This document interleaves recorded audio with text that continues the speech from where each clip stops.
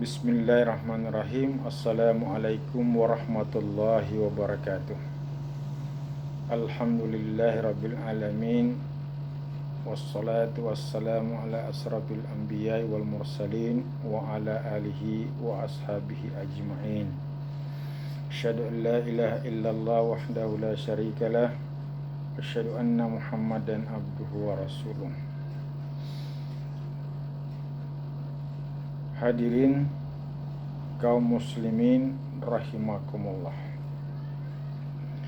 Rasulullah sallallahu alaihi wasallam pernah bersabda bahwa setiap anak dilahirkan dalam keadaan suci atau fitrah.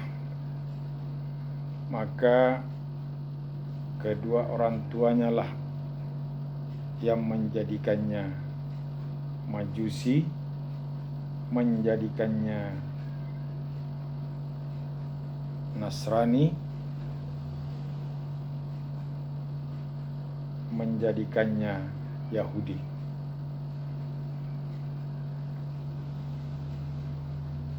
Hadis tersebut di atas menyampaikan kepada kita bahwa keberhasilan seorang anak, kesuksesan seorang anak, maka peranan orang tua sangat menentukan. Mau dijadikan anak berkepribadian Yahudi atau berkepribadian Majusi atau berkepribadian Nasrani, sangat tergantung bagaimana orang tua melakukan pembinaan pendidikan terhadap anaknya.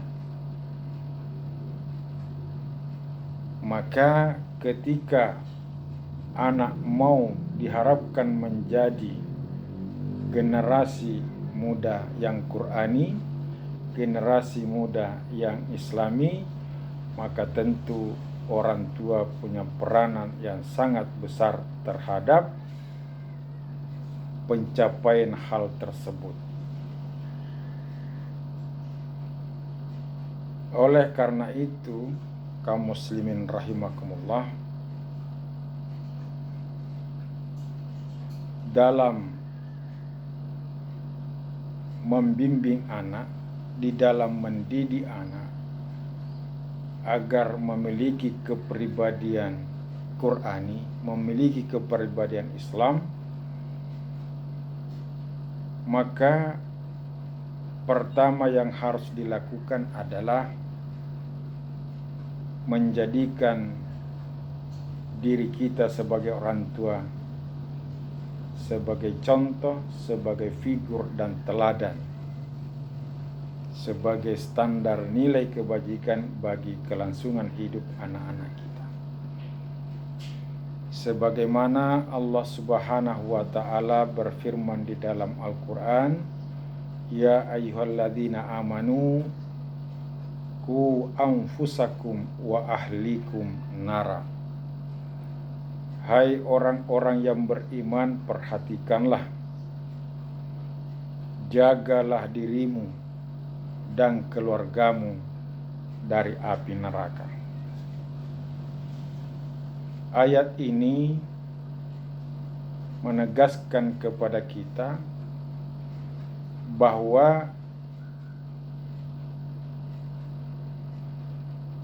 orang tua punya peranan yang pertama dan utama di dalam membentuk anak didik, membentuk anak yang punya karakter Qur'ani sehingga jauh dari kehidupan yang menyengsarakan, jauh dari kehidupan yang dapat mengantarnya ke neraka. Ayat ini memberikan sebuah pernyataan bahwa ketika kita menginginkan anak kita berkepribadian Islami, maka orang tualah yang pertama-tama harus menjadikan dirinya contoh dan teladan dalam aktivitas kehidupannya. orang tua dulu yang harus menjaga dirinya dari hal-hal yang akan mengantar kepada kehidupan neraka, baik di dunia maupun di akhirat kelak. Maka orang tua harus memiliki kualitas iman yang mumpuni. Orang tua harus memiliki kepribadian yang bagus, akhlak yang bagus, perilaku yang bagus dari seluruh aspek, sehingga seluruh aktivitasnya bisa menjadi contoh dan teladan bagi anak-anak.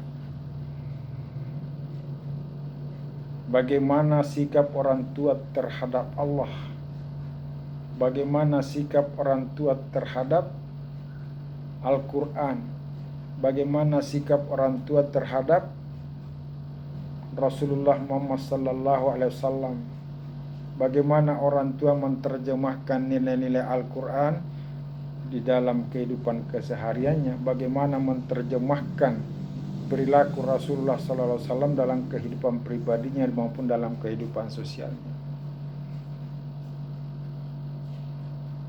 Ini semua harus dimiliki oleh orang tua sehingga anak bisa menjadikan dia sebagai standar nilai dalam kehidupannya.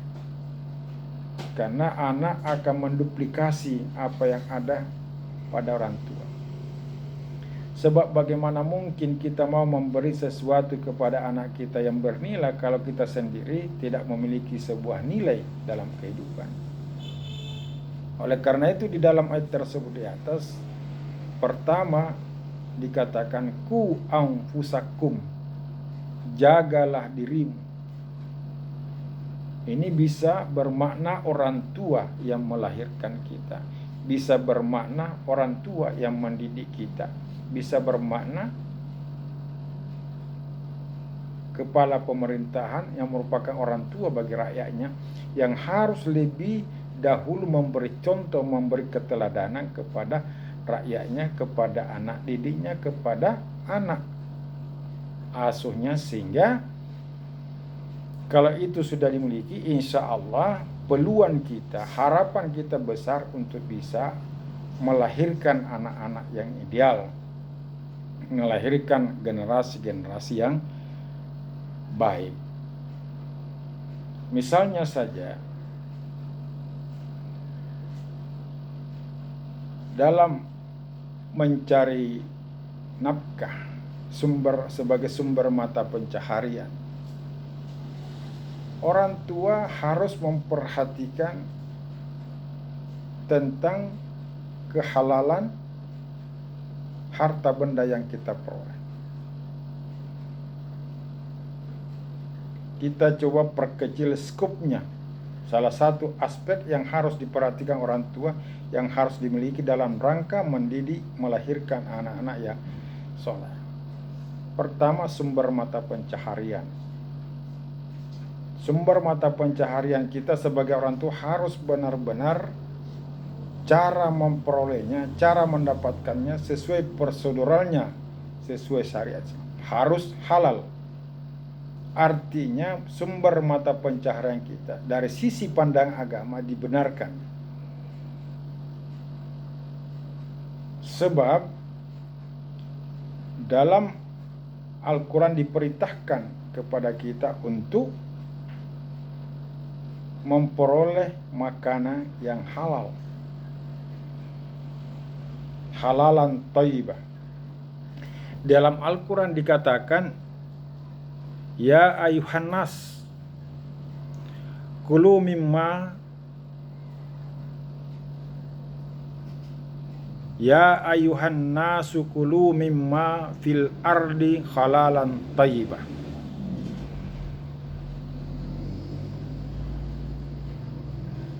Wala tattabi'u khutuwati syaitan innahu lakum aduwwum mubin. Hai manusia, makanlah oleh kamu sekalian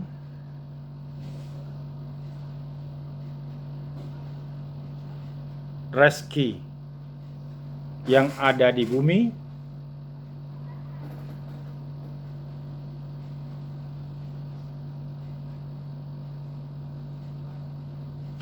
yang halal lagi tayyib.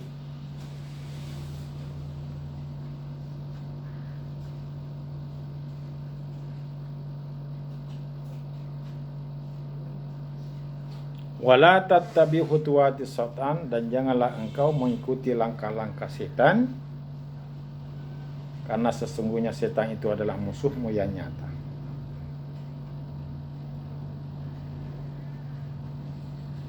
Ayat ini memerintahkan kepada kita sebagai manusia agar memakan makanan yang halal, yang dari segi proseduralnya dibenarkan oleh agama, tidak secara rentenir, tidak melalui proses penipuan, tidak melalui membohongi orang dan lain sebagainya.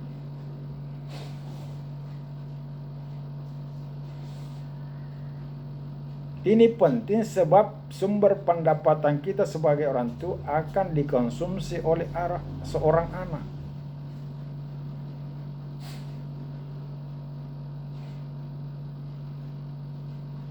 Ada hadis Nabi yang mengatakan bahwa daging yang tumbuh atau darah yang mengalir dalam tubuh seseorang yang bersumber dari yang haram hanya neraka yang layak baginya. Artinya makanan-makanan yang kita konsumsi yang bersumber dari yang tidak halal itu akan menyebabkan lahirnya kepribadian-kepribadian yang selalu kontraproduktif, yang selalu menantang ketentuan Allah, yang selalu ingin, kecenderungan hidupnya selalu ingin melaksanakan perbuatan-perbuatan yang diharamkan oleh Allah. Karena hadis mengatakan darah atau daging yang tumbuh yang bersumber dari yang haram, yang tidak halal, hanya layak baginya adalah neraka. Maka logikanya orang yang banyak memakan makanan yang tidak halal, kecenderungan hidupnya selalu melakukan perbuatan-perbuatan yang tidak dibenarkan atau yang diharamkan oleh Allah Subhanahu wa Ta'ala. Nah, ini sangat berbahaya terhadap anak-anak kita apabila ini terjadi pada dia. Oleh karena itu,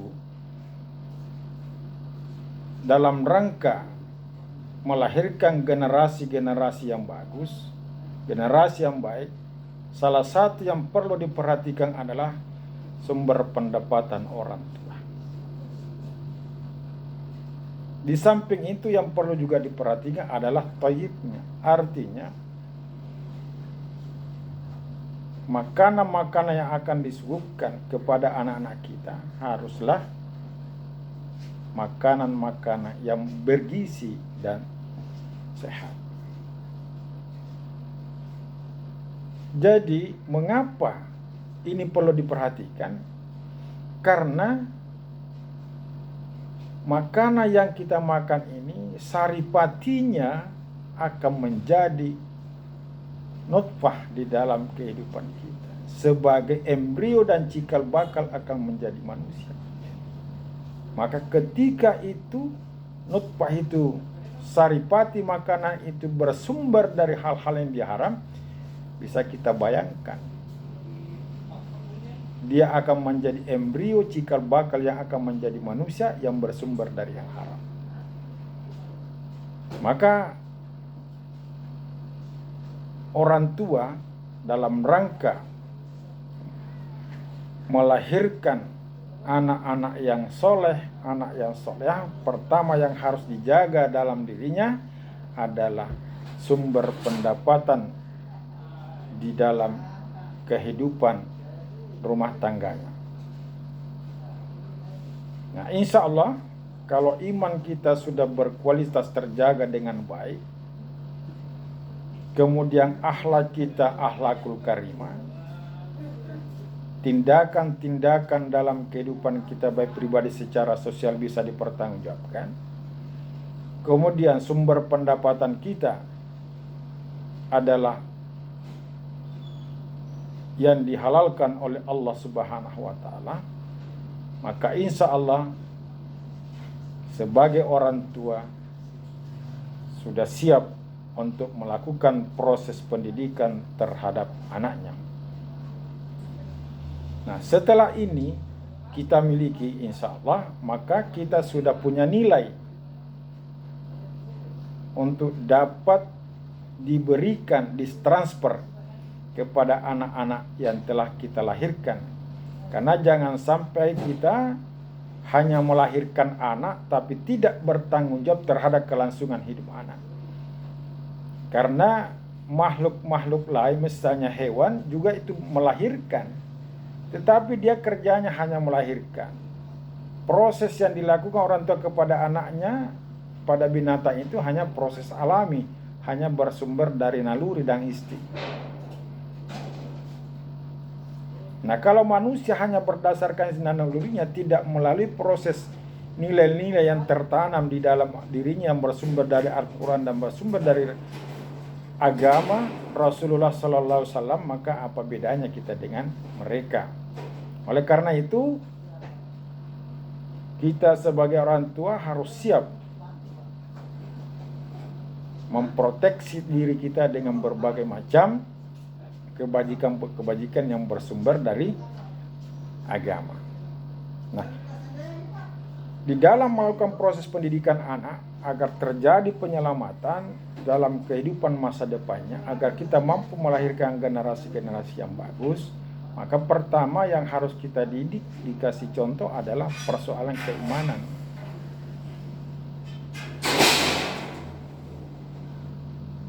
Masalah keimanannya, masalah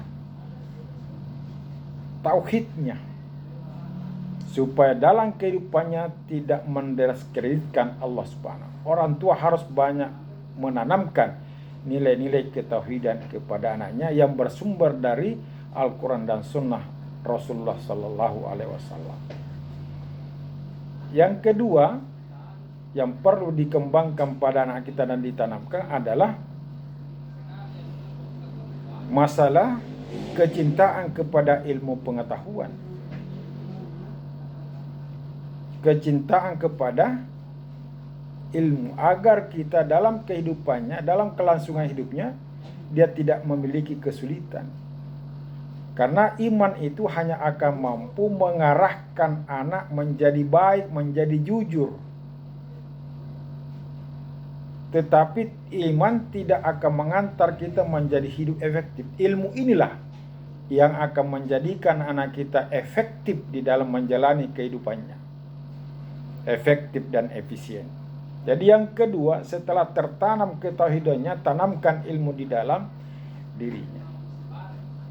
Setelah tertanam ilmu itu, kita didik, kita arahkan ke sekolah-sekolah yang bisa memberikan nilai-nilai spiritual dan nilai-nilai teknologi. Kita masukkan di madrasah, kita masukkan di pondok pesantren. Nah, di sana sekaligus dia dididik tentang bagaimana berakhlakul karimah. Maka yang ketiga yang perlu ditanamkan sebelum dilepas ke sekolah adalah akhlakul karimah yang perlu ditanam kepada anak didik kita, kepada anak kita. Bagaimana? Karena Rasulullah diutus itu adalah karena untuk menyempurnakan Allah. Jadi ini akhlak memang merupakan persoalan sejak Rasulullah Sallallahu Alaihi Wasallam untuk selalu dibereskan. Oleh karena itu orang tua harus memberi contoh bagaimana berakhlakul karimah kepada anak-anak kita.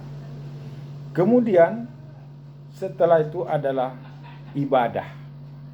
Mendidik anak-anak, pertama yang harus diajarkan berdasarkan hadis Nabi adalah ketika berumur 7 tahun maka didiklah anakmu sekolah, didiklah anakmu sholat, dan ketika berumur 10 tahun belum mau melaksanakan sholat maka pukullah dia. Artinya ini persoalan ibadah.